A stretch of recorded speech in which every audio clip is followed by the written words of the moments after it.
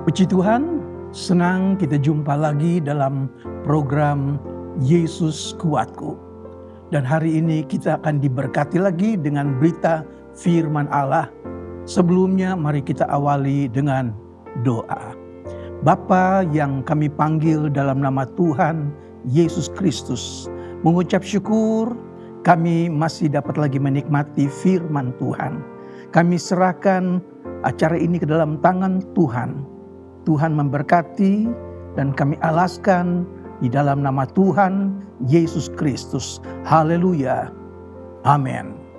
Puji Tuhan Bapak Ibu Saudara sekalian. Hari ini kita akan membicarakan judul trustworthy, dapat dipercaya. Ayat firman Allah diambil dari 1 Korintus pasal yang keempat, ayat yang kedua. 1 Korintus 4 ayat 2. Yang akhirnya dituntut dari pelayan-pelayan yang demikian ialah bahwa mereka dapat dipercaya. Puji Tuhan, seorang pelayan adalah hamba yang dapat dipercaya, jujur dan bertanggung jawab. Amsal 22 ayat 1. Nama baik lebih berharga daripada kekayaan. Jadi seorang pelayan, hamba Tuhan, menjaga nama baiknya. Haleluya.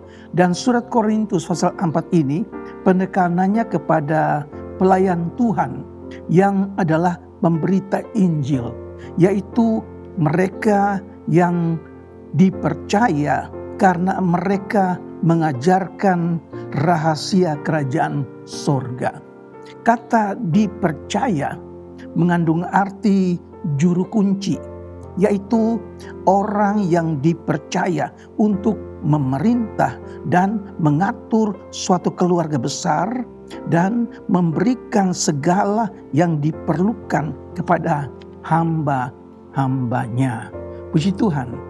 Jadi seorang gembala sidang adalah juru kunci rahasia Allah, yaitu yang mengajarkan kebenaran-kebenaran yang diilhamkan Allah kepada anggota jemaat dan memberitakan kebenaran Injil. Saudara-saudara, trustworthy adalah ciri atau tanda dari seorang pelayan atau seorang hamba yang jujur dan yang bertanggung jawab dan pasti dapat dipercaya. Seperti yang ditulis dalam Injil Matius pasal 25 ayat 14 sampai 30. Di sana diceritakan tentang seorang yang mau bepergian ke luar negeri. Dia kemudian memanggil hamba-hambanya. Dan kepada ketiga hamba ini dia membagi-bagikan hartanya. Hamba yang pertama dia berikan 5 talenta. Hamba yang kedua mendapat 2 talenta. Dan hamba yang ketiga mendapat 1 talenta. Masing-masing dengan kesanggupannya. Lalu Tuhan itu pun pergi dan lama tidak kembali. Dan apa yang dibuat oleh ketiga hamba tersebut? Hamba yang pertama, dia menjalankan uangnya dan dia mendapatkan laba 5 talenta.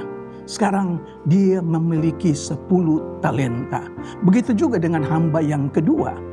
Dia menjalankan uangnya yang 2 talenta, dia mendapat laba 2 talenta dan dia memiliki 4 talenta. Tetapi berbeda dengan hamba yang ketiga. Hamba yang ketiga dia pergi dan dia menanam uang yang 1 talenta itu ke dalam tanah. Saudara, lama setelah Tuhan itu datang kembali, dia minta pertanggungan jawab dari ketiga hamba. Hamba yang pertama datang dan memberitahu kepada tuannya bahwa uang yang 5 talenta dia sudah jalankan dan dia mendapat laba 5 talenta. Sekarang dia punya 10 talenta. Begitu juga dengan hamba yang kedua. Dia katakan, Tuhan, uang yang 2 talenta saya sudah jalankan dan saya pun mendapat laba 2 talenta. Sekarang saya punya 4 talenta. Bagaimana dengan hamba yang ketiga? Hamba yang ketiga ketika dia beritakan kepada tuannya, Tuan, saya mendapatkan 1 talenta, tetapi karena saya takut kepada tuanku, saya tanam uang itu di dalam tanah. Apa yang Tuhan itu katakan kepada ketiga hambanya? Hamba yang pertama, hamba yang kedua, Tuhan itu memuji. Dia katakan, hai hamba yang baik dan setia. Kamu telah setia melakukan perkara yang kecil. Aku akan berikan kepadamu perkara tanggung jawab yang besar. Hamba yang pertama, hamba yang kedua dipuji sebagai hamba yang setia dan hamba yang baik. Tetapi bagaimana dengan hamba yang ketiga? Hamba yang ketiga itu dikasih komentar oleh tuannya, hai kamu hamba yang jahat dan malas, hamba yang tidak bertanggung jawab. Dia dibuang keluar dalam kegelapan yang paling gelap. Saudara-saudara, sebagai orang-orang percaya, kita juga belajar dari kisah talenta ini.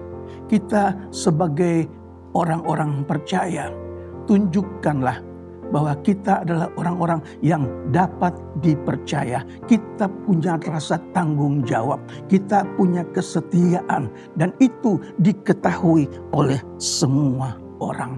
Kiranya trustworthy ini dimiliki oleh kita sekalian orang-orang beriman. Puji Tuhan, Tuhan memberkati kita sekalian.